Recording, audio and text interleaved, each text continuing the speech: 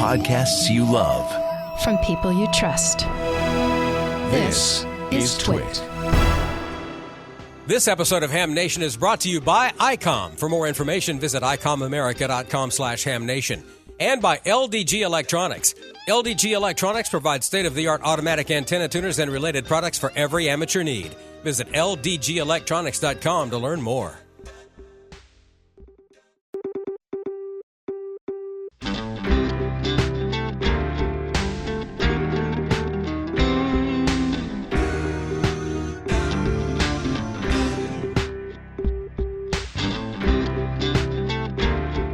This is Ham Nation, episode number 433, December 18th, 2019. Tower Safety, Part 3. Hello, everybody, and welcome. You're watching Ham Nation, and you could be listening to Ham Nation. I'm Bob Heil, K9EID, and we have a wonderful program and just all kinds of great guests. First of all, Gordo is here. Gordo is... would you say it was 32 degrees? That's not right in Southern Cal. Is that right, Gordo?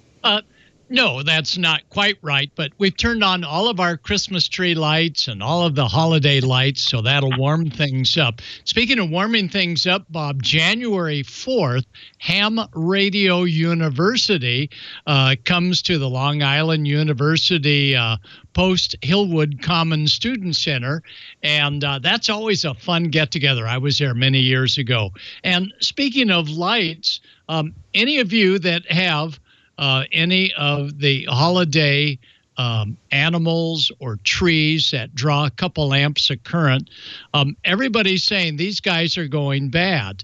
But I found out you can get a 110 to 48-volt AC/DC adapter directly from GE, and if you'll send me an email, if your lighted whatever is not lighting, $9, and I'll tell you where to get a replacement. So don't throw that lit tree out. Bob, back to you. Okay. And we wanted to say hi to George down in Mississippi, where it's, 50 degrees? George, how are you doing? Hi, Bob. Yeah, it was close to 50 today, although it has been quite cold here the last couple of days, a little more than usual. I'm in pretty good shape as far as the holiday lights go right now. You can see my leg lamp is glowing brightly here tonight, so I won't need one of those yet, Gordo.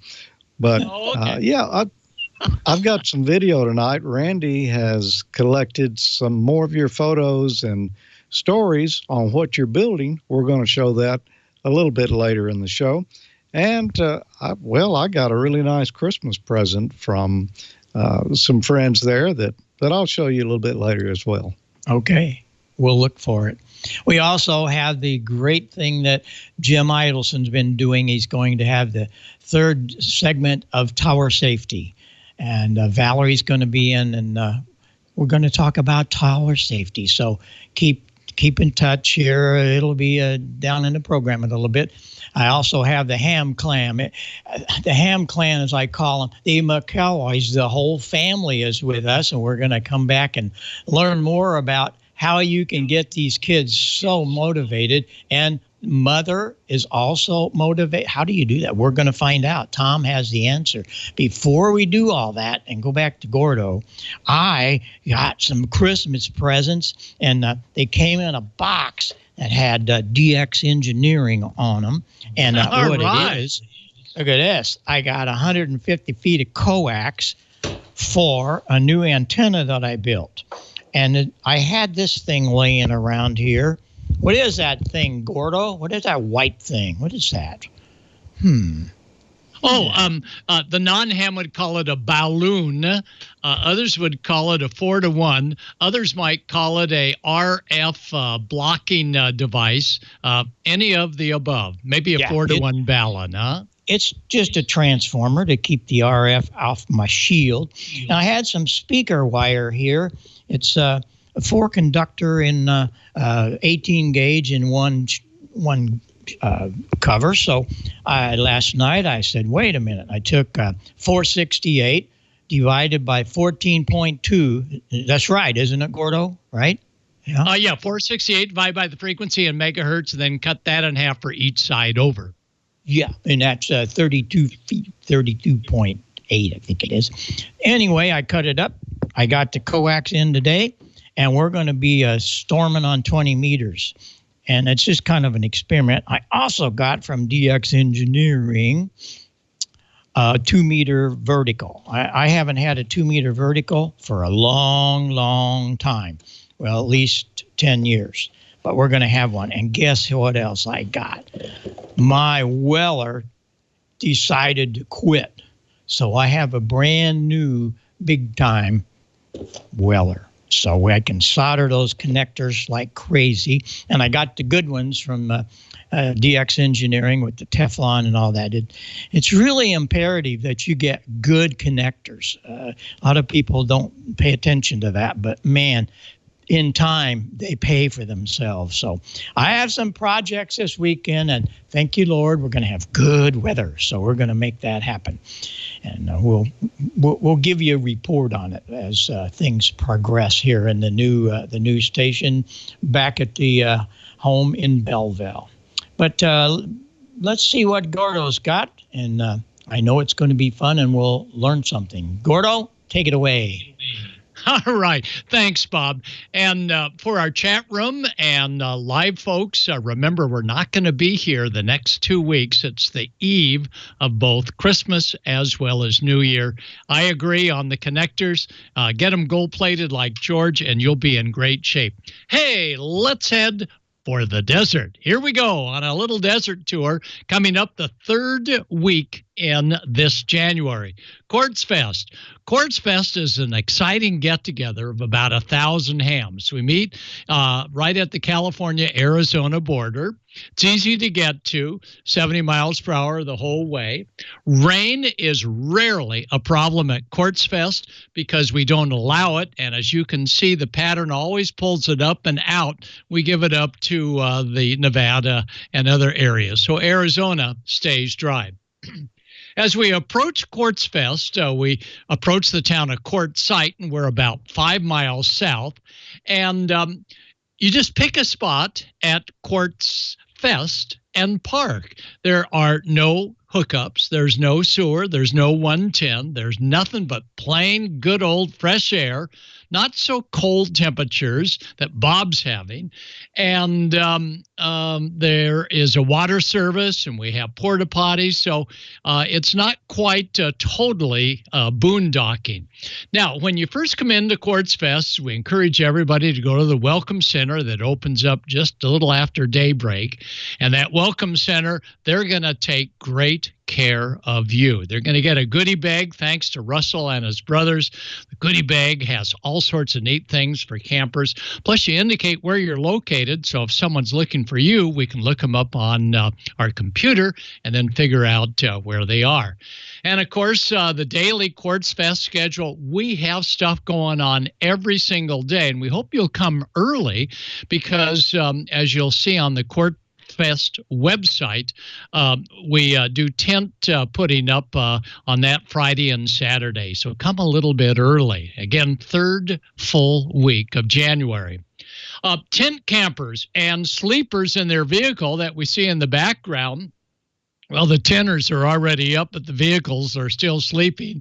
We have an area just for you for tent campers and those sleeping in vehicles. And yes, we have the modern convenience of porta potties. That's Russell, our hootenanny guy, looking at getting pictures of porta potties because we haven't had them for the last very beginning of Quartz Fest, but now we've got them for those that are tent camping or just coming for a quick visit. The wind system is there every morning with coffee, and we so much appreciate the coffee. Wind system ties you in all over the world on 2 meters and 440. Thanks to the wind system for their support. There's Scott and Steve, and they're about ready to take their off-road, all-terrain vehicle off the road and over all sorts of terrain. And these vehicles are permitted, absolutely. Just navigate them safely. Friday night at about 7 o'clock Arizona time, the Wind System puts on their TechNet where we answer questions and answers. So at Quartz site, be sure and check into our net. We'll try and answer your question. And, of course, that's Gary. Gary's the one that maintains all of the generators and all of the public address systems. There's no seminar that you're going to miss because you don't hear well like me. You'll hear it thanks to Gary. And do not worry. If you are a mobile with 2 or 3 or 4 wheels, you can get around quite nicely. While we're on sand, the sand is hard packed. So as you can see, you're not going to get bogged down by bringing your big 18-wheeler or 8-wheeler or 6-wheeler or 4-wheeler onto the Quartz Fest site. Thanks to Ray at Icom America, we have plenty of gear to let the operators operate. Plus, we have other new gear coming this coming January. We have an official Quartz Fest rock holding up that 9700. And there's Ray looking his best, dialing around. And that's the BioEnno 100-amp-hour battery. We went for 2 days not realizing it wasn't plugged into the solar panel, and it was still holding a strong charge. FCC announcement, they're going to maybe try and take away our 3.5 gigahertz band. Make noise when that notice of proposed rulemaking comes out. These folks, the Arden folks, the Dish Network, they depend on the microwave bands, and that's Gary. We're going to be off the air if we don't get that word out to the FCC that, yeah, there's a lot of ham supporting public service on 3.5 as well as 5.6 gigahertz, not megahertz, gigahertz. In fact, we do ATV, digital ATV, on the Quartz Fest get-together. And on January 8th, right here on Ham Nation, you're going to see Roland and Gary talking all about the amateur television network that has now gone digital TV. Any kind of camper will work fine for coming to Quartz Fest. Plenty of demonstrations of antenna tuners, Brian talking about DF, transmitter hunting, and we're going to have kids doing T-hunting just as the Quartz Fest get-together. Dave and Heather have put together La Paz Valley Kids, and they're going to come together with some great T-hunting.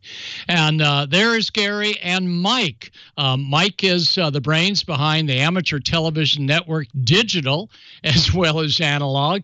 He works for a local TV station here in Southern California, so he knows his stuff, and Gary too. Plenty of seminars on emergency comms. Let's see, we have Jody, Tracy, and Marilyn taking part in demonstrating the latest of emergency comms here in the local area. And we have new dark tents for those that are a little worried about the light being too bright. Not a problem. You'll be able to see it. We have talks coming up on solar panels and the panels that resist shadows. We talk about crimping connectors versus soldering them. And oh my gosh, picking up signals from outer space. There I'm doing it with just a small little beam antenna on the 470 band. Yes, we're going to have satellite passes galore. And there's the BioEnno batteries and their new solar charger and charger regulator. We're going to talk all about them. And Marilyn's going to talk about gold panning. Now, don't tell her she doesn't watch these shows because she's in a remote area of Lake Arrowhead. What we're going to do is we're going to put in some real official gold flakes when she's not looking. So when she's doing her panning routine and she throws in some of these nuggets of quartz from the ground, a quartz site, she's going to look down and go, oh my gosh. So don't tell her. It's going to be a surprise, and we'll get a reaction. We'll show it here. All about antenna analyzers. Chris and team are always doing the 345 get-together where we have some fun little prizes that we give away. And again, Quartz Fest is all volunteer. No money gets exchanged. And here is Don, W6 GPS. That's his track getting to Quartzsite. He says, I'm here. I'm maybe only a day late, but I had to go see all the things.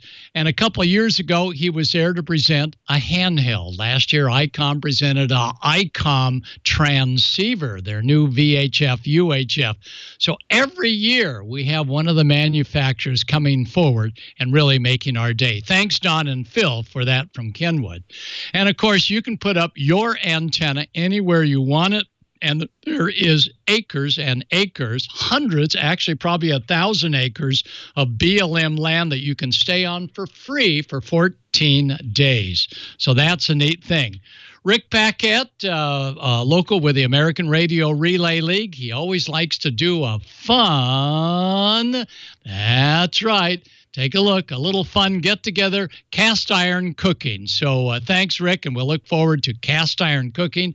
The pet parade, we always are looking for pretty pets, and there's some great ones, and we have a contest for those pets.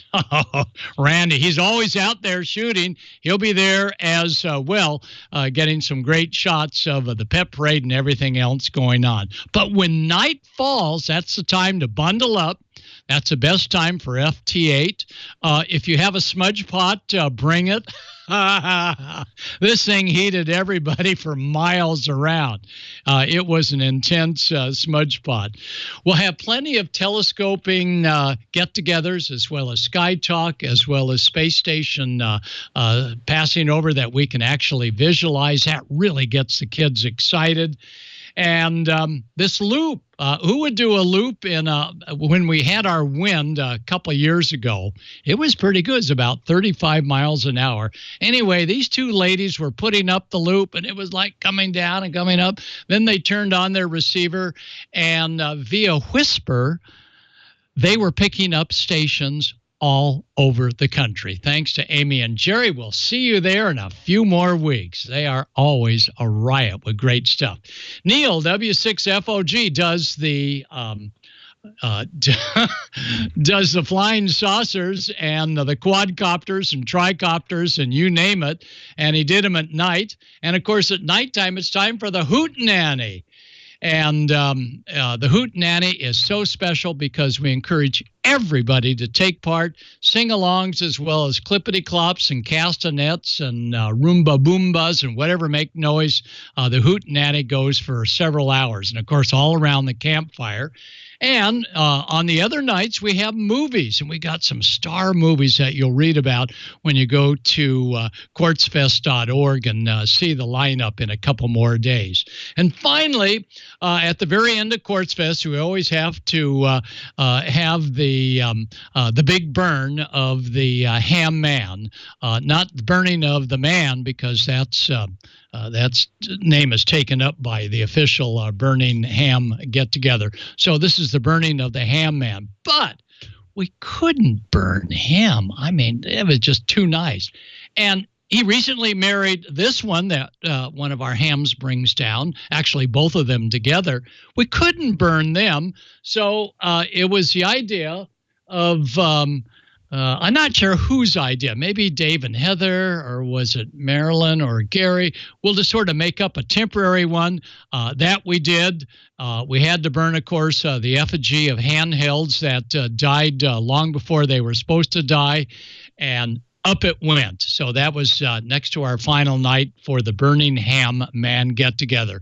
So Chris is our leader again this year, and she's also volunteered for next year. So we encourage all of you that if you have an opportunity around the 20th to look at that full week in January and come on down to Quartz Fest. Now, January 8th, after 2 weeks off, we'll see you for the Amateur Television Network, and that is where Roland and Gary, and they are the ones that also do it on YouTube, are on with the Amateur Television Network, and you'll learn the very latest about them going all digital.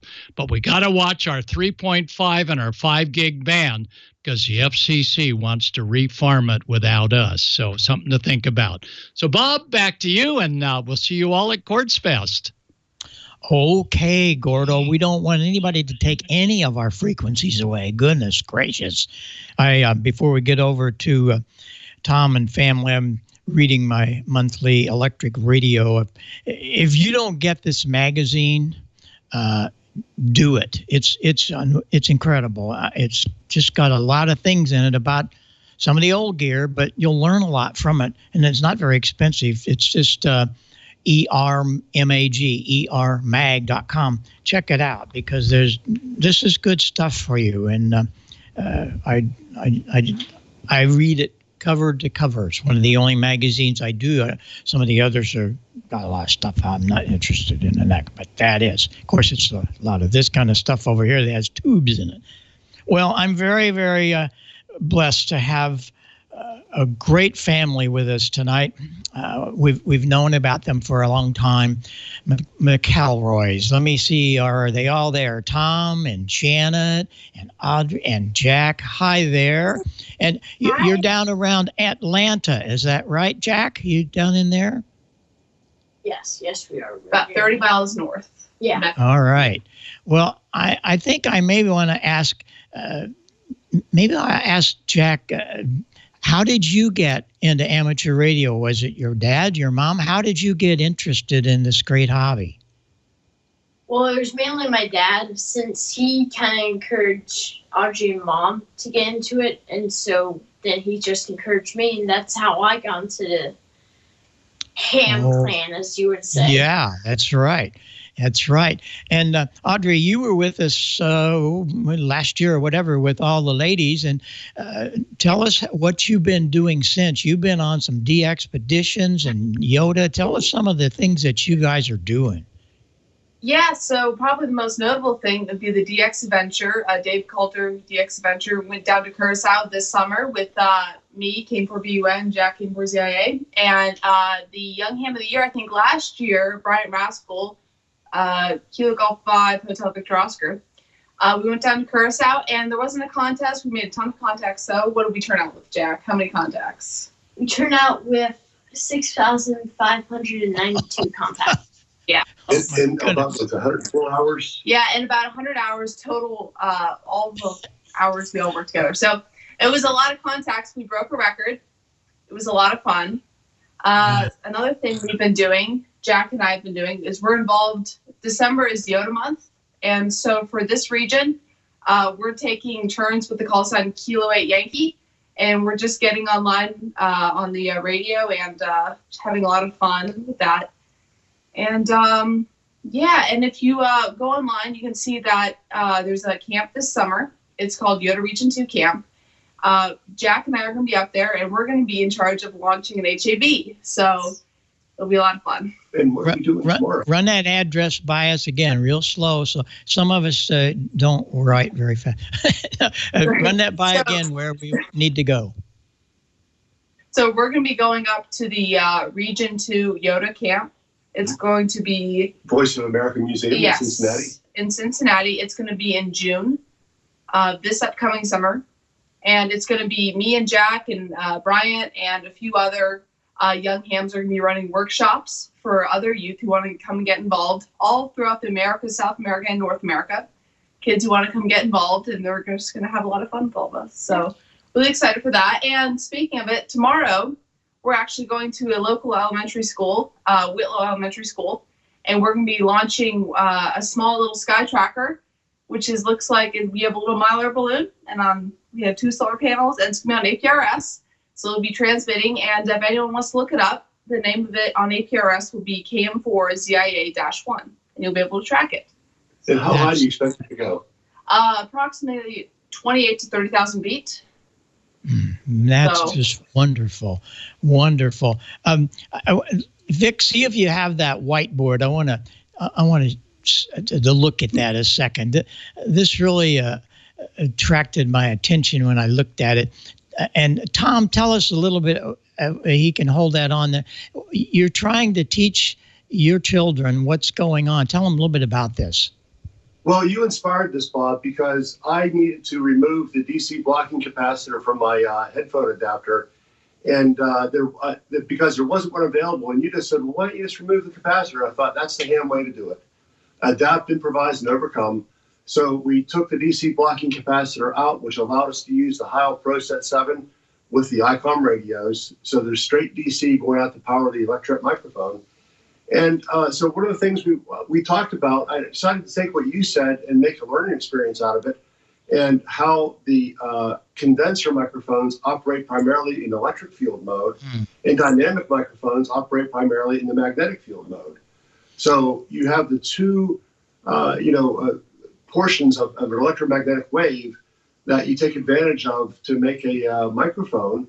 And so it was a lot of fun to explain the physics of it to the kids, and to show that, microphones they work really like pretty much your ear does. And but as you said, Bob, a dynamic microphone is a coil wire, treated as a coil wire. The condenser or capacitively sensed microphone, the condenser, operates in a varying capacitive field, and dynamic microphone operates in a varying magnetic field. So that's what we try to do, Bob. We try to take little bits of ham radio and put them up on the whiteboard and let the kids learn this stuff, because ham radio is where it is the ultimate. Would you kids say it's the ultimate STEM activity? Of course. Yeah. Well, I applaud you. I applaud you for this. That's what we need more of, and I'm kind of the poster child for that. Everything I've learned has been from ham radio, and it started out when I was young. I was 15, and I've had all these great mentors, and you're the ultimate mentor. And you and Janet have raised a great family there, and they've got a real future ahead of them. You don't know where they're going, but it's going to be good, and it's going to have some electronics in it somehow. I can guarantee you. So I really think that's a great thing that you're doing with the two children. Janet, I have a question for you. Do they come home to a hot transmitter and a cold stove? Or No, they don't. Actually, both are hot. I would say, Audrey gets on the radio and she cooks dinner, and it's just, a lot going on, and we're just very proud of the two of them. Oh, that's great. That's great. What's for the agenda here? Start of the year. Anything really special? I guess you're really involved in the Yoda thing, though, right? Yes, we are. So we're actually going to be. We just ended our shift for operating Kilo 8 Yankee, but we're going to be getting back on. I believe on the 22nd, we'll be operating Kilo 8 Yankee again from our station here. That along with the launch we're doing tomorrow, and we're going to be planning for the HAB launch in June. So yeah, we have a busy year coming up, and always here and there we get asked to do more presentations. So yeah, it's gonna be busy, but I really like doing it. I'm really happy we can do it. Well, I want to have you back and tell us a little bit about it. And the last question: what do each of you? What are you going to get for Christmas, or do you already have it? Let's see, Jack. What do you think you're gonna? I'm not really sure. You're not sure. I'm not sure. Santa gave me a hint.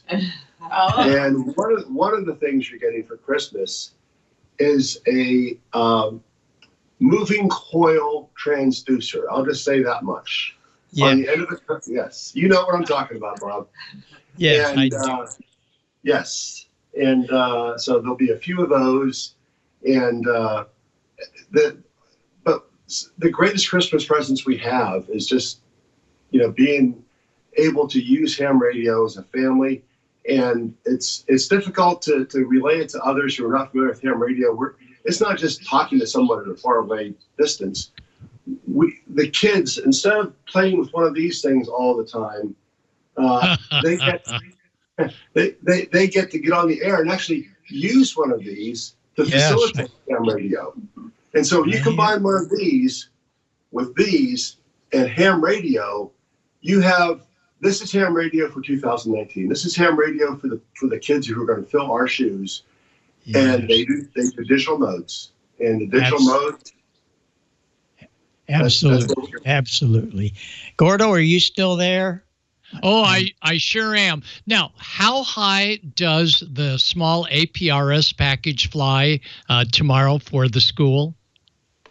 So tomorrow we're thinking of around 28,000 to 30,000 feet. It should stay, hopefully, if there's, last time we flew one, it hit a storm over, it was about to go over the Atlantic Ocean, but we're hoping this time it'll, hopefully fly for a few days, fingers crossed, but yeah. Got it. And is it a big deal do you have to register with FAA to get it up at that altitude? Yes, I do. What I'm going to do tomorrow morning is call the FAA and register for a NOTAM, a Notice to Airmen. So basically they just ask me, what's the nearest airport? How high is it going to go? When are you launching it? Where are you launching it? Where do you think it'll go? What direction? It's all. So, I call them tomorrow morning. I let them know. And usually they're completely fine with it. And you talk to a person. Yeah, you talk to a person. It's a little scary, but. That is terrific, and so terrific that you're offering a live deal to the school that you're going to be working with tomorrow. Nothing beats live deals of sending it up versus chalk talk. Good work. Thank you. Well, this has been great. Gordo, I think you'll agree with me. While I'm watching here, and the kids are giving us those great answers. Mom and Dad are so proud. You can just tell. You can just tell. You have done it right. So for all of these parents that are having some little problem raising their kids, we have an answer for you, and it's called amateur radio. And we got a guy that'll teach you how to get your license. Well, listen, thanks so much for coming. Merry Christmas, Happy New Year, and I want to hear back from you on your 28,000. Good grief, and we wish you all the luck this year. And, thank you so much. Thank you for coming on. Okay. Merry Christmas to Ham Nation. Happy holidays. All right. 73 and 88. Yes. Oh, golly, that is incredible. I'm proud of that family. I see them at Dayton and all around, and it's like, wow, how come we can't have more like this? George? How you doing? You have to call the FAA when you talk on the radio? No, I don't. But I do have to call the FAA if the tower lights go out. Not at the house because my tower is not that tall, but some of the work towers, yeah, definitely want to. Well, Bob, you showed a nice Christmas present earlier. I just want to show one here real quick that I received. You may remember, let's see, it was episode 429, November 20th. We had Jim Mara, N5HZ, here with us, and he had visited the Bigali Key Factory over in Italy and had a great time over there visiting with the Bigali family and a lot of folks. We showed, a lot of his tour right here.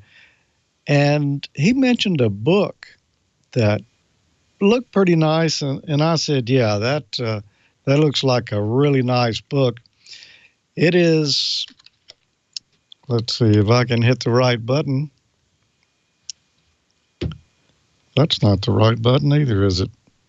Somewhere here, I've got the right button. This is it right here. This is the book. It is Epic History of Radio Story of One Man, written by Franco Sorrentini. In Italy, it's a book that covers a lot of the early history of radio and pays particular attention to, some of the things that happened in Italy, but not just exclusively. Something I didn't realize was that, some of the early pioneers there that made some of the discoveries that helped create radio were Italian. Luigi Galvani, was one of the very earliest ones. Alessandro Volta was as well. And, of course, maybe you've heard of Guglielmo Marconi. I probably butchered that name pretty bad. My wife was a foreign exchange student in Italy for a while, and she helped me determine how to pronounce these names, and I don't always understand everything she's saying. So anyway, some great history here, and I like the way he did it. On the left-hand side here, he's got it in Italian. On the right-hand side here, he's got it in English. So you can read it in either language. Great history of radio here, how it came about, a lot of the early pioneers. There's Tesla right there. Just, great history there. I'm really going to enjoy looking at this. And I thank Pietro and the whole Begali family for this great Christmas present here. Boy, that's a lot of fun. My wife has already told me, you can't keep this one out in your shack. You've got to bring this book and we'll display it here in the house. Oh, you've got it too. Yeah, and Susie said the same thing. She said, this is wonderful. So I encourage all of you to consider. And, George, I'll let you sort of tell them how to get a hold of Piero to get this book ordered. But what a fabulous book about the history of radio. George? Oh, yeah. You can go to i2rtf.com and get all the information right there. He's actually distributing the books there through Begali Keys, and you can get more details there. If you didn't see episode 429, when we had Jim Mara here, go back and watch that. It is really fascinating how those keys are made. And I just like the whole setup. He's got his factory there where he makes the keys with all his machines, but he's also got, his personal workshop and hobbies and everything all right there. And it's looks like a really fun place to be. So, again, thanks to the Begalis for that great book. Well, we'll be back here in just a moment, but first, let's get a message from Icom. Wish it, wrap it, gift it. Step up your gift-giving game this year and get your favorite ham, the transceiver, at the top of their list. Icom offers a variety of high-performance and innovative products. Make the most of this holiday season with one of these Icom rigs today. 'Tis the season to give your favorite ham the SDR they really want, the IC7610. This high-performance SDR has the ability to pick out the faintest of signals, even in the presence of stronger adjacent signals. The IC7610 is a direct sampling, software-defined radio that will change the world's definition of a SDR radio. RF direct sampling, 110 dB RMDR, independent dual receivers, and dual digicell. Ham for the holidays. The IC7300 is changing the way entry-level HF is designed. This high-performance, innovative HF transceiver with a compact design will far exceed your expectations. RF direct sampling, 15 discrete bandpass filters, large 4.3-inch color touchscreen, real-time spectrum scope, and SD memory card slot.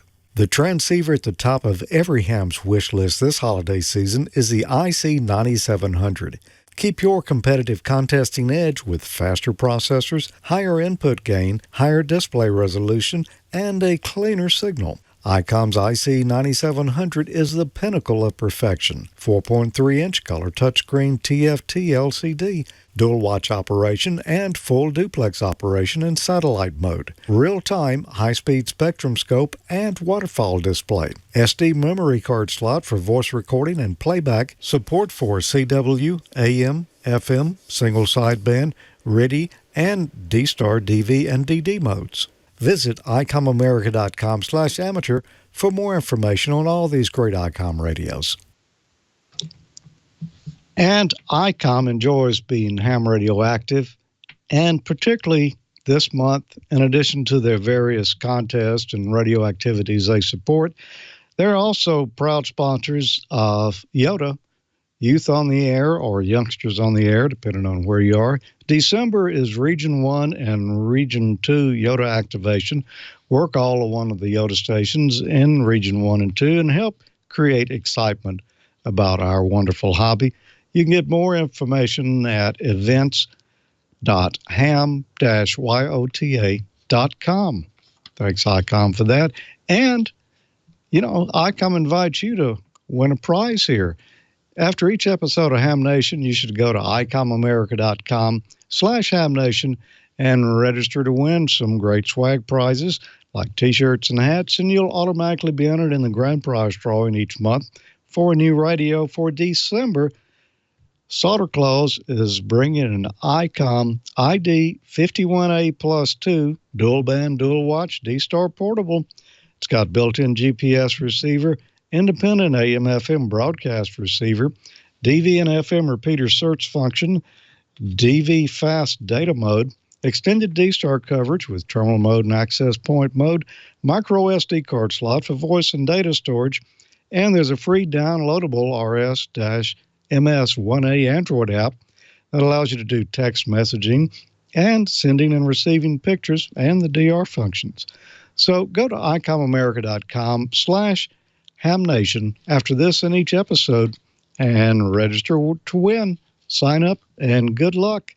And another thing I want to mention, you can listen to Ham Nation on shortwave radio. That's right. You can hear us at 5085 kilohertz, or you can go to WTWW.us and listen on the live stream.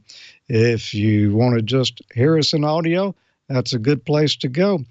A couple of things that I will mention about WTWW right now is currently they've got some Christmas promotions going on. They want your Christmas picture showing shortwave radios, show us a photo of your radio all decked out for the holidays. Send that picture. You can go right there to the website or just send an email. I believe it is to, I can't see it, but go to WTWW.us. Just scroll down till you see that enter button there and upload your pictures, or there's an email address you can send to as well. One other thing, and this, wouldn't you like to broadcast on shortwave with way, way more power than we could ever do as hams? Well, you've got the opportunity right here. You can record a Christmas greeting that'll be played over shortwave radio on 5085. All you have to do is call 833-390-5085 and record your greeting. Yeah, answer machine will pick it up, record it, and they'll take it from there. So if you want to say Merry Christmas to the world, hey, there's a great way to do it right there. It's on shortwave, and it won't cost you anything but a toll-free phone call. Sounds like a good deal to me. Well, Randy has collected a lot more photos here and stories from some of our viewers on projects that they're building. So without delay, here's our special Christmas edition of Show Us Your Projects. Hi, Randy, K7AGE, with another video of Ham Nation viewer projects. Let's get going. Our first project is from Dean, N4AJK, and his project's a little different from most of them in that he had to rebuild the first floor of his house due to flooding from Hurricane Florence. He says he lost everything, including the kitchen sink. They had to strip the first floor down to the studs, and being a true ham radio operator, he set up a table and was able to use a lot of his equipment that was not damaged. And now the house is back together, and he's in his real ham shack. What a project, Dean. Next, we have a gutter antenna system from Andy, K9ATX. His current antenna situation wasn't working very well for him on 80 meters, so he thought, what the heck? He's read about other people using their gutters on their house, so he gave it a try. He feeds the gutter through an MFJ 915 line isolator and he's put a ground rod in and 130 feet of number 14 ground wire running around as a counterpoise. And when he hooked up his antenna analyzer to it, it was a 6-to-1 SWR right there at the line isolator. So he thought his Pelstar tuner will tune that up just fine. So the antenna is working on 40, 60, and 160 meters. And he's not sure how it's going to work in the winter when the gutters get filled with ice. But on the positive side, it's not lighting up all the consumer electronics in his house. So well done, Andy. Gene, K4EKB, is a relatively new ham, and one of the things he's learned with talking with other new ham radio operators is that there's always this mystery box that's in the middle of an antenna, and what he's decided to do is a series of educational balans and ununs to show the newer hams what's inside of these boxes for the different antennas. So in this picture from left to right is a choke using RG400 coax as described by Tim Duffy on Ham Nation. The middle is a 1-to-1 voltage balun for a simple dipole. And the third is a matching unit for a 3/8 wave vertical from QST. In this picture, he has a large air variable capacitor with a vernier knob for tuning a magnetic loop, one of his favorite, and the 49-to-1 auto transformer for an end-fed half-wave antenna. And in the last picture, from left to right, is a dual-core 4-to-1 balun for an off-center fed dipole, a 4-to-1 air-wound balun wound on PVC for a delta loop antenna, and a famous 9-to-1 unen for random wire antennas. So these are very nice, Gene, and thanks for sharing those with us and letting us all see what's inside the Mystery Center box. Friends of Dan, W8AAU, asked him if he was on 6 meters. Apparently there was some good openings going on. Well, Dan did not have a 6-meter antenna, decided he was going to build one. He had discovered one of my videos from years ago where I built a 6-meter dipole using aluminum tubing. He didn't have any aluminum, but he had copper. Whatever works will work. So he started fabricating this dipole from a couple pieces. He had copper with some adapters and bushings with electrical conduit T-box. He has attached wires onto the pipe, which connects to a little piece of scrap printed circuit board that he's cut in half and soldered a piece of coax to with a PL259. And then inside the T-junction, he attaches a circuit board to the tubing. And a couple pictures here to show you how it all kind of puts together. And then his SWR was less than 2-to-1 over the entire band. So Dan now is on the magic band waiting for the openings. Nice job. So now we have another 6-meter antenna of a little bit larger size. This is from Daniel, N0URW. He says this was his summer antenna project. He designed and built this from scratch. He used a computer program and the ARRL antenna handbook. This is a 64-foot-long boom, 9-element 6-meter Yagi. I bet that gets out. Nice. And our last project is from Mark, N5UAL. He just wanted to share along his shack setup to the Ham Nation viewers. He's got a Heil PR10 and a Heil Pro 7 on his Icom 9700 and his 7300. He says it's all working perfectly and he loves the show, and that's a very nice looking shack. So thanks for sharing, Mark. And if you have a project you'd like to share with the Ham Nation viewers, please send some photos and a description to me at hamprojects@twit.tv, and we'll get you on Ham Nation. 73, this is Randy, K7AGE. And that was certainly some great projects this time around, Randy. That people have really been working on some good stuff there. I really like Dan's antenna there. The 6-meter antenna that he threw together with the little PVC and copper. I need to do that myself because I don't have a 6-meter antenna right now, and that one looks like something you could pull together relatively quick, and it would be durable as well. Speaking of durable, we've got the man with all the news here for Ham Radio, who's here each week bringing us all those details from the Amateur Radio Newsline. It's Don Wilbanks. From Amateur Radio Newsline Report, number 2198, these are the Ham Nation headlines for Wednesday, December 18th, 2019. Our top story this week is Typhoon Kamuri, which drew immediate amateur radio response in the Philippines as it became the 20th typhoon this year to batter the Southeast Asian archipelago.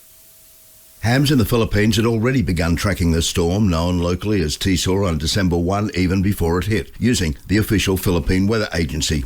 The Ham Emergency Radio Operation, or HERO network, was activated and began to relay updates covering traffic and conditions in numerous regions in the storm's path. The Philippine Amateur Radio Association's DU Net Control operated inside the National Telecommunications Building in Quezon City on 40 metres, while amateurs throughout the Philippines used SSB on HF, FM on VHF. JS8 call mode made its debut in the MCOM effort for this storm. HamNets tracked weather observations and wind speed. Hams also made use of 40 metres during the precautionary evacuation of some 25,000 Boy Scouts who were attending the National Jamboree in Botolan, Zambales. Hams coordinated with civil defence officials to provide communications as well as support for those displaced by the flooding. Here in IARU Region 3, for Amateur Radio Newsline, I'm Graham Kemp, VK4BB.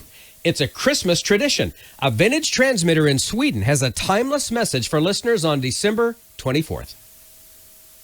It's a well-established Christmas Eve morning tradition. The old Alexanderson 200 kilowatt transmitter will be going on the air with a Christmas message transmitted in CW on the very low frequency of 17.2 kilohertz. Local visitors in Sweden will of course be on hand to see the message being sent as they enjoy coffee and refreshments.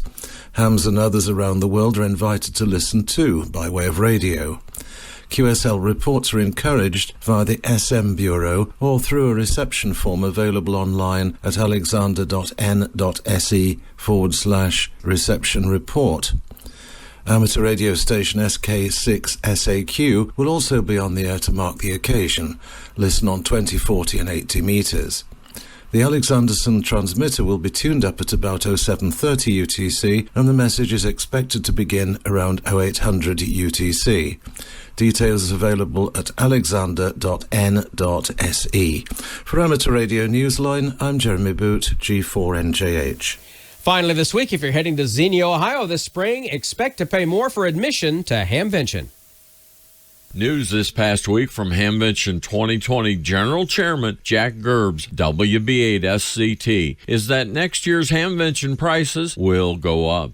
General admission tickets will cost $4 more in 2020, rising advanced general admission tickets to $26 per ticket and $31 at the door. In addition, flea market tickets will go up $5 per space, while indoor exhibitors will see their booth costs go up an additional $30. Gerbs stated, and I quote, "Hamvention has always strived to produce a very high-quality event for amateur radio enthusiasts from around the globe. We have always felt it is imperative that we give back to amateur radio at many levels. We have always been very generous in our support over the years," Gerb cited the economic pressures to present a show like Hamvention as the reason for the price increases. End quote. That's Phil Thomas, W8RMJ of Amateur News Weekly. And that's all from the Amateur Radio Newsline, your independent source for amateur radio news for 4 decades and counting at arnewsline.org. With Graham Kemp, VK4BB, Jeremy Boot, G4NJH, Phil Thomas, W8RMJ, Karen Eve Murray, KD2GUT at the news desk in New York, and our news team across the globe. I'm Don Wilbanks, AE5DW 73. We'll see you next time here on Ham Nation. This episode of Ham Nation is brought to you by our friends at LDG Electronics. LDG Electronics provides state-of-the-art automatic antenna tuners for every amateur need, from QRP to QRO, fixed stations, portable, and remote. An LDG tuner will match your radio to your antenna using their lightning-fast proprietary tuning algorithm. Check out the LDG AT1000 Pro 2. That is the flagship automatic antenna tuner. It's made for QRO hams. It'll handle 1,000 watts sideband or 500 watts FM and digital. Tunes from 1.8 to 54 megahertz continuously, and it'll match Yagis, dipoles, inverted V's, slopers, or virtually any coax-fit antenna from 6 to 1,000 ohms impedance. Tuning time is under 10 seconds, and memory tuning under 0.2 of 1 second. It has a large, easy-to-read bar graph watt meter with 2 selectable ranges, dual antenna switch with 2,000 memories for each position. And LDG is a family-owned and operated company, and they're dedicated to bringing innovative quality products to the amateur market. Their focus is on anticipating and meeting your needs and providing you with world-class support that is literally just a phone call or an email away. And all LDG tuners carry a full 2-year warranty, and it's fully transferable. So if you ever sell or give away your LDG tuner, the remainder of the warranty goes with it. Free return shipping on all warranty repairs and all LDG products, including baluns and cables, are available for purchase through select retailers. So check out which automatic antenna tuner is right for you, and then go to ldgelectronics.com to learn more. That's ldgelectronics.com. And we thank LDG Electronics for their support of Ham Nation. Thank you, Don. Well, it's December, and you know what that means. It's still Tower Safety Month here at Ham Nation. So up now, we're going to bring on Jim Idelson, Kilo 1 Italy Radio, and he's going to give us the third in our series on tower safety. Take it away, Jim. Thanks, Val. It's great to be back with you and Ham Nation again this evening. We've heard a ton of positive feedback on this series, and I'm really looking forward to taking everyone through this third segment. Before we get into the new material for this week, let's do a quick review of what we covered in the last 2 episodes. We were saddened to learn that over the course of just 10 short months, 4 of our friends and colleagues lost their lives in amateur radio tower mishaps. 4 lives lost in 10 months was more than enough motivation to get us asking some serious questions. We also learned that if we compare this recent fatality rate with those of other activities considered to be risky, we find ourselves to be at far greater risk.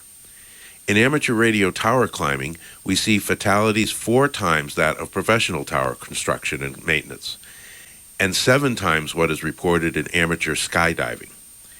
This left us with the question of whether any common root causes could be identified and whether there was any opportunity to develop solutions that could prevent these tragic incidents from happening in the future. To answer those questions, we carefully studied the history of 16 fatalities that occurred over the past 16 years, and 5 serious but non-fatal incidents, all of which occurred during amateur radio tower-related activities. Our careful review of the circumstances surrounding these incidents led us to the conclusion that just 2 root causes, a deadly duo of climbing an unsafe guide tower and climbing without using proper safety equipment, led to 85% of the incidents, and that with the right knowledge and equipment, it is very likely that these incidents could have been prevented. This led us to the question of how we might be able to communicate our newfound understanding of these problems and solutions to all those who would stand to benefit from them. We started at the individual level. We discussed the idea that change starts with actually making the choice to change. Understanding that being safe requires a new way of thinking, a change in mindset. And that it's a commitment. Changing the way we behave won't happen overnight.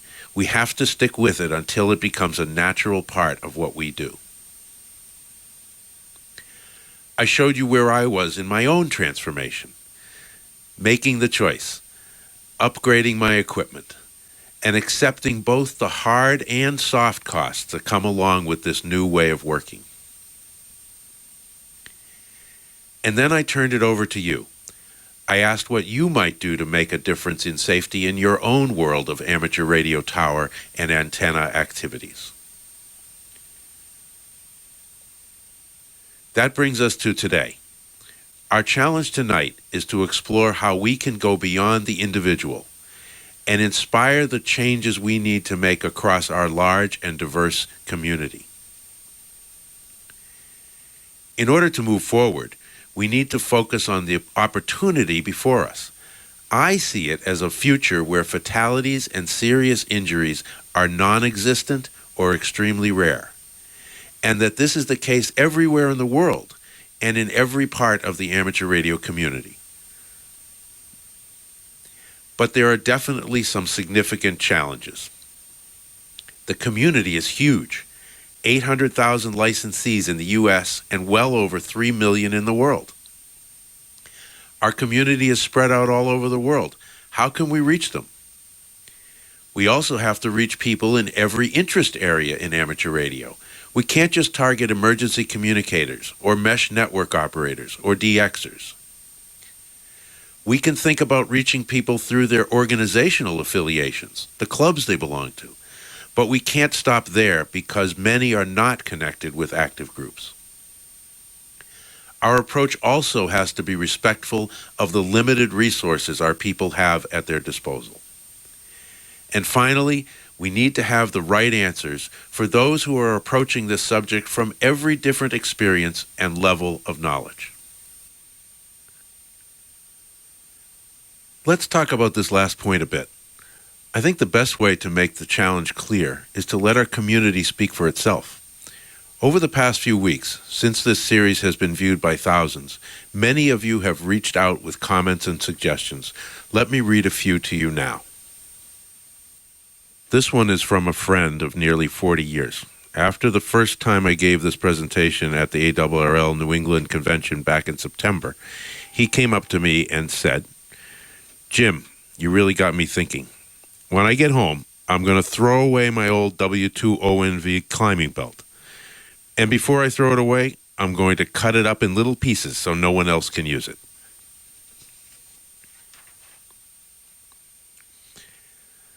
This one is from the CQ contest email reflector after a friend posted one of the videos about a month ago. I did pretty serious tower work for more than 20 years and quit at age 44. By the time I had got suited up in that equipment in the K1IR video, it would have been too dark to get any work done. And what's this about if you fall, the manufacturer says to throw away the climbing apparatus? And what? Buy another climbing apparatus from us?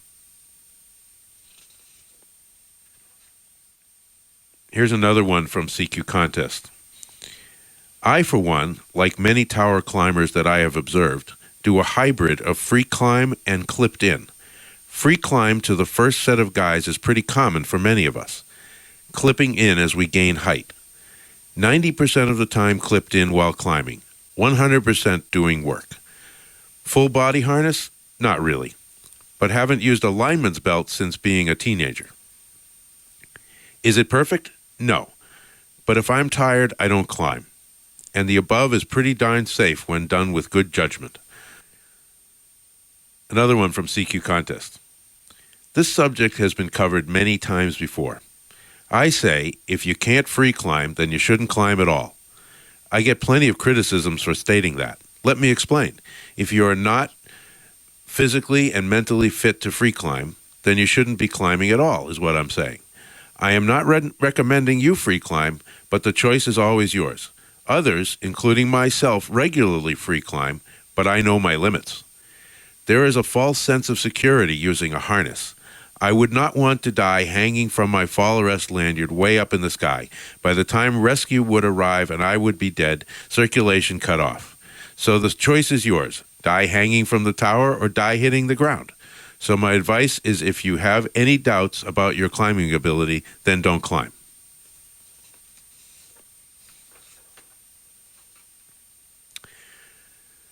This was a direct email to me. Jim, I was finally able to watch episode 1 and 2 of the Tower Safety series that you are working on. I applaud your approach to the facts and the fatality rates. I work with these in my industry, and we track these constantly. If this alone doesn't get someone's attention, I don't know what will.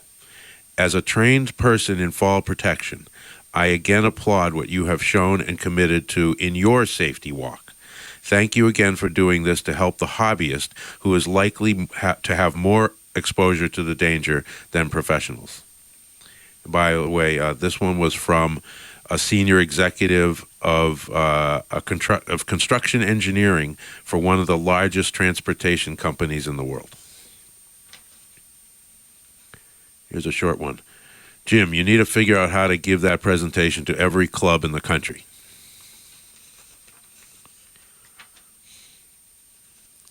Hello. Well, a friend sent the tower safety video to me a week ago. I have to tell you that was excellent. I passed it on to everyone on my list. I have not been on a tower in years, but I have other people do work on my tower at my cabin. Both people have all the good equipment. I have to laugh. One buddy 45 years ago was a free climber and did it until about 15 years ago. Now he's like an ex-smoker, first one to say something to someone that is not doing it right. Well, if your video keeps one person from getting hurt or worse, I'm sure that will make your day. Thanks again for that video, 73. That's a pretty broad range of reactions, isn't it? Well, in order to build our strategy, it's our job to make some sense out of what we're hearing. Here's the way I look at it.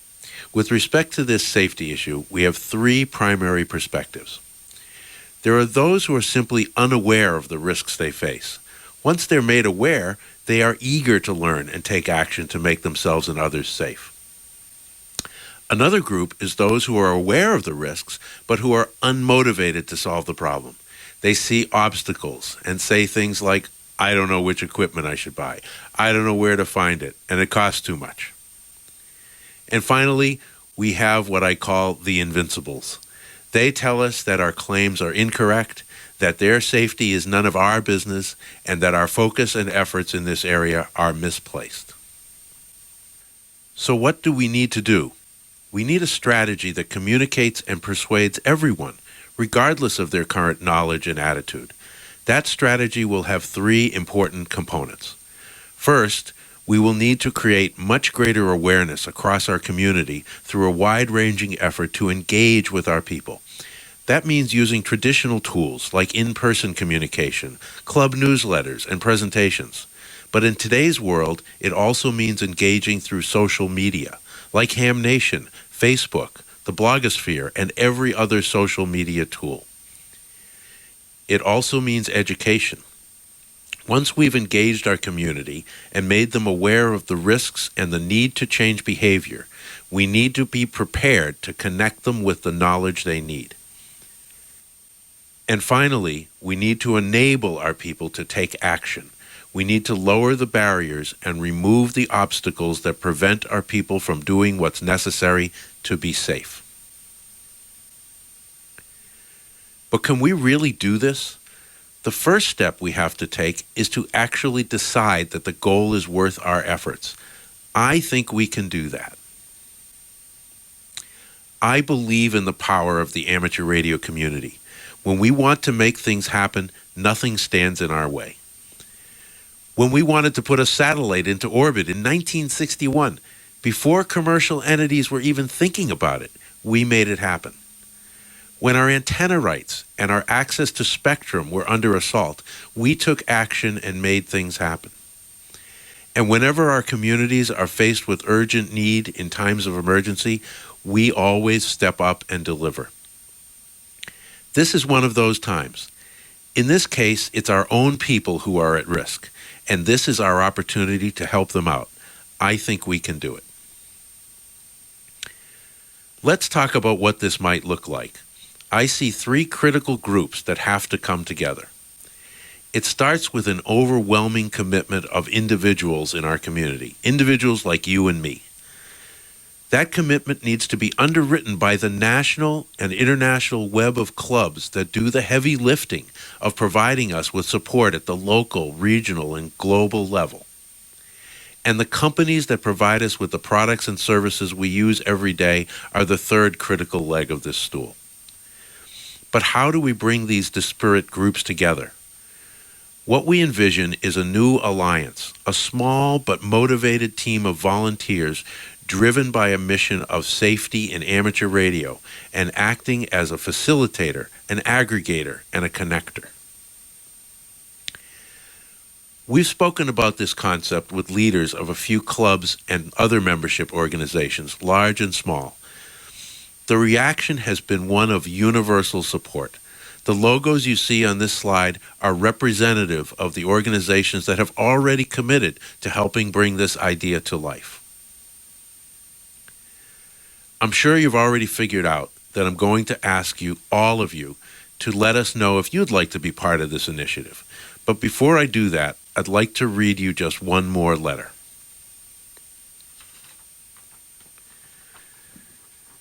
This letter came to me from Dennis Cornell. It came shortly after the second episode here on Ham Nation.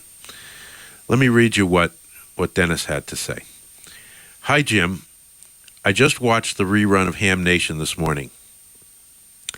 I wanted to add to your figures by telling you about my accident in 2012.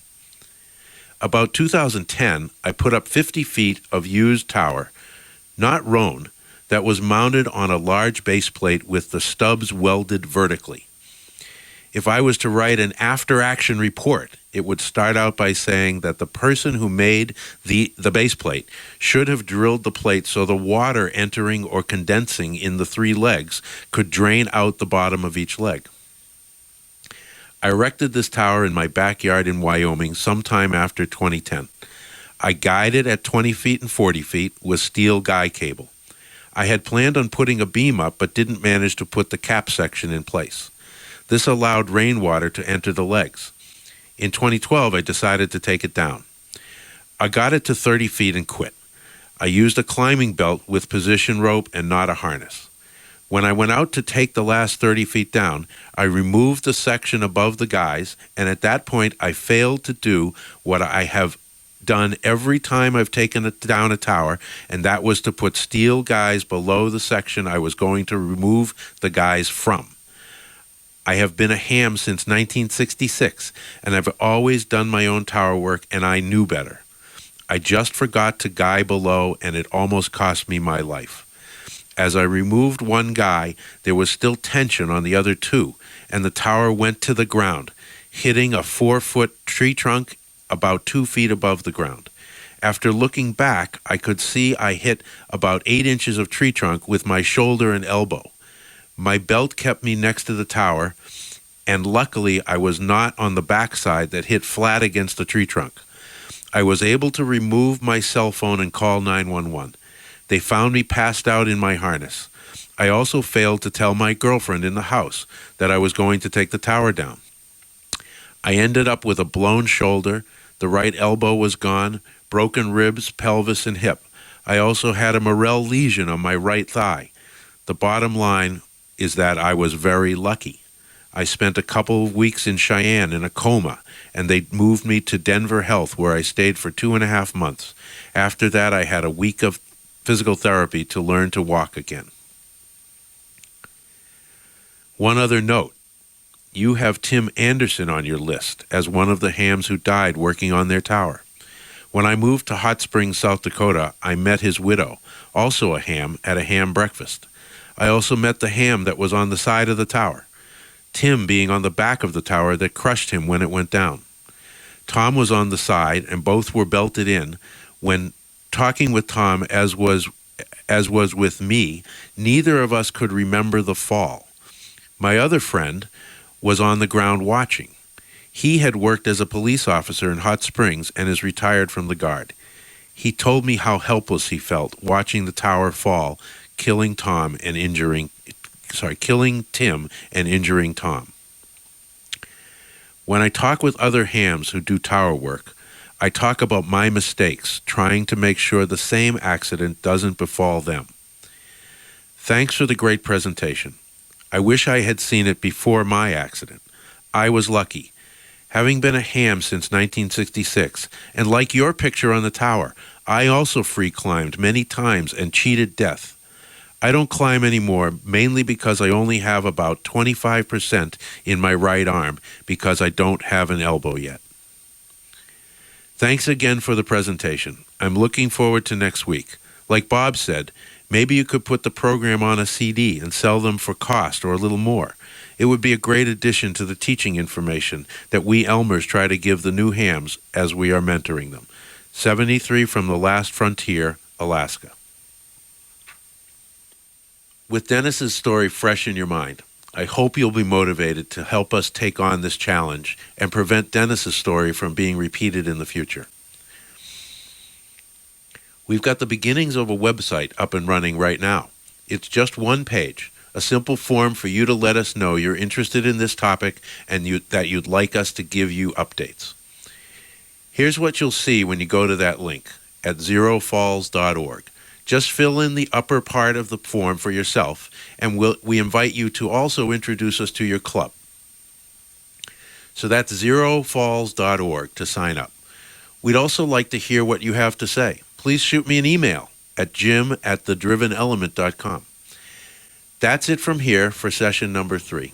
Thanks, everyone, for your attention. At this point, I'd love to hear your reactions and questions. Thanks, Jim. Hey, I have something to add to this. It falls in the other category, and I was a fairly new ham. It's before I even met Jerry. It doesn't only have to do with tower safety. I had a tri-bander on my roof, and I was alone for Christmas. The kids were with their dad, and my rotor wouldn't turn. So on Christmas Day, I climbed on my roof. I had a 2-story house with a basement walkout, so I was 3 stories up on a very pitchy roof, standing on my tippy toes to try and fix a short, not strapped into anything, because I knew if I brought the mast down from the tripod to work on it, I myself alone couldn't get that. It was very heavy, couldn't get it back up on my own to tighten it. So I just did the dumbest thing, and I so regret it now. Seeing and all this data, I mean, so many of us probably do some of these boner moves. I was just a determined German trying to get on the air on Christmas because I was kind of depressed. But now with hindsight, I will never do anything like that again. I mean, as you might imagine, I hear similar stories all the time. Those few emails that I read were just a small sample. We all have this stuff in our history, and I think that just changing that mindset a little bit can make a huge difference. But we need tools too, and this alliance that we're talking about, when we roll it out, will really give all of us the opportunity to learn a lot more and to take advantage of relationships that we'll build through it to benefit everybody. And we're not thinking short term. It's all about tower safety. There are other safety areas in our world that need to be addressed as well. When you think about field day is a safety smorgasbord, and so there's plenty to talk about, and we'll have a lot of work ahead of us. Yeah, there's all kinds of safety concerns in this hobby, not just tower climbing, like you said. So I think the Zero Falls is going to have a lot of things to keep it very busy and keep everybody informed of different things they can do to stay safe. So it's a wonderful thing you're doing, and all the volunteers that are helping with that as well. So I look forward to hearing more about it and as things get launched. And I know you can always go to the Ham Nation YouTube channel and pull up the episode 1 and 2 of Tower Safety. So you can go ahead and do that. And I think, Jim, you put some of those on your website. I condensed them for you. I have them on my YouTube channel as well. So, and then hopefully you're going to have a video that people can show at their clubs. Is that correct? Yes, that is the plan. Right now, we're head down on getting the website up and running. That we're hoping will be up and running with lots more in it early in January, and we'll come back here, maybe spend 10 minutes, talk a little bit about what's there, some exciting stuff in the works, and what else? I wanted to ask the listeners one more thing, and that is, after you sign up yourself, please pass the link along to others. Okay, send it along to your club, send it along to your crew, whoever that is, and get people involved. We want a lot of names. We want to start communicating very broadly. And did you want to touch on anything to do with any kind of manufacturing thing that you've got in the works? No, not yet. Okay. It's more to come. There's more to come. It's so hard to get this all going in this time amount. I know I've been trying to help Jim out, and it's just a lot to do, setting up the corporation and getting the 501c3 and doing all the behind the scenes that I've been trying to work on, and getting the website and just getting all these ducks in a row. And it really is a lot of work to start from ground zero. So hats off to you and to everybody else who's volunteered with this. I know Marty's done a lot of work. Scott Nieder's done a lot as well. So good job. Well, I think we'll pass it to Amanda. I know she's got a great video to show for Last Man Standing, and hopefully we'll have some questions for you, Jim, about tower safety. Well, hello, Val. Hello, Jim. And Jeff has been watching here on the side, too. Jeff, come on, scoot in. He's our tower climber in the family, so I think he has just one little comment to make to you, Jim, and I think it's about appreciation for this. Go ahead, Jeff. Good job, Jim. Thanks for doing what you're doing. Appreciate it. It's important. It absolutely is. And we were flying home last week from California, and we were on the interstate, and I said, oh, Ham Nation's still on. Let's tune in. And Jim was on there, and Jeff is like, everything he's preaching right now is truth. So I hope a lot of you do play this for your clubs. Jim, if you get one whole video, that would be great. That's what I'd like to say about that. Thank you so much. And Jeff has made his own faults climbing up our own tower, and he's going to shake his head that he agrees in that. But one of the things was I might wear flip-flops up the tower. No, bad idea. I am chucking him under the bus a little bit, but I have actually witnessed this. Proper gear, proper attire, everything is very important. So, all right. Let's see. The first announcement, I know Gordo already went over this, that we're doing the best ofs for the next 2 weeks in a row. So there's not going to be any nets during that time. But we'd like to take this time to thank our net controls for the last year. You guys do an awesome job, and you've gotten so many people involved, and we can't appreciate you enough for everything. And with that, Kevin, who runs a 40-meter net, and he's done it just an awesome job of it. KC7 FPF, he's moving. He's got a new QTH. So he says, hey, my ham shack's going to be in transition here, and I'm not going to be able to do this for about a month now. So you guys and gals, please be patient while Kevin moves his gear over and he gets his tower up, and he's so excited, and his house looks gorgeous. Congratulations, Kevin. And we're going to be patient with you while you get that up and running so that we can join in on the 40-meter net again. With that, I kind of want to, Jim, I might know what your resolution for 2020 is, but I'm going to go ahead and ask everybody in here on the show, what's your resolutions? I know we're talking about Merry Christmas and Happy Holidays, but we've got some resolutions to go over too. So, Jim, I'll start with you. Okay. It's a tough topic, so we got to lighten things up here. My resolutions. Well, number one, certainly to make a difference. I think we can make a big difference in this area, and making a difference with your life and what you do every year is important. I'd like to also get more time on the air. Work is all consuming, but getting on the air is really important, and it's the satisfying part of being in a ham. Absolutely. Now, Valerie, what about you? What are your resolutions? Number one in contesting. Number one, right? No, how can you mess with perfection? Just kidding. You know what? I should do. I really haven't thought about it, but I need to learn to have more patience with people, especially when driving. So that's my resolution. One of them, anyway. I'll think of some more. I haven't really thought about it yet. I have too much going on getting ready for Christmas. I know. It snuck up on us so fast. And Jeff is pointing at me. He's been poking me in the shoulder. He's like, this is your sister. More patience. More patience. I don't know what that is. I do not know. Jerry yells at me all the time. If I can't get through a pileup on the third try, come on, what's wrong? I know. You're shouting at them. And you're obviously unkeyed, but you're still shouting in the background. I know exactly what you're saying. And actually, you know what? Viewers, I'm going to tell you what. You know who's usually beating me out of a pileup? This girl. Me? Right here. Yes, you. I hear November Victor 9 Lima go. And I'm like, seriously, Valerie, just beat me out. It's understandable, but no, it's really fun to hear all of our good friends on the radio. So, and I'm Thank you so much for being on tonight. Bob, what about you? Do you have any, well, of course, you're putting your shack together, so I know you have that as a resolution. Anything else? Yeah, and that's the big thing here is making the move flawless. And I think we're almost there.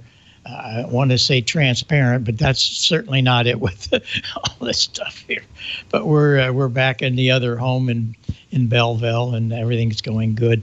Jim, I want to thank you very, very much for all of this, and I want you to promise to come back in a few weeks when you get more information about some of the videos and stuff, and maybe have you on once a month or so. And I know that Tim Duffy's got some things also, so we might tie all you guys together. But this is a huge subject, and this is a great platform to produce and perfect whatever we need to go out to the clubs. So stay in touch, and we'll do what we can. But thanks very much for all that we'll do, Bob. We'll be back. We'll keep it frequent. We'll, what we got to do next is start delivering on the promise. So there's tools people need.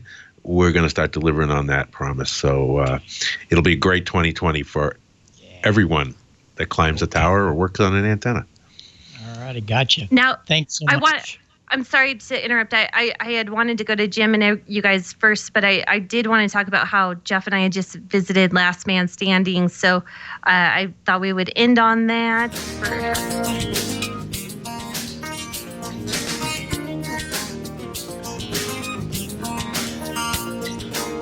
Lima Mike Sierra, Kilo Alpha 6, Lima Mike Sierra, calling CQ. Kilo Delta 0, Charlie Romeo, India. Yeah, I got you that time. You're about a 4444 QSL. Okay, Daryl, and you're up and down. You sounded good that time. I got the 4 and 4. QSL, got it that time. Thank you. This is Kilo Alpha 6, Lima Mike Sierra, calling QRZ. Kilo Juliet 6, Delta Bravo, Quebec. Roger that. Kilo Juliet 6, Delta Quebec. Please copy your 5 and 9 from the Last Man Standing set.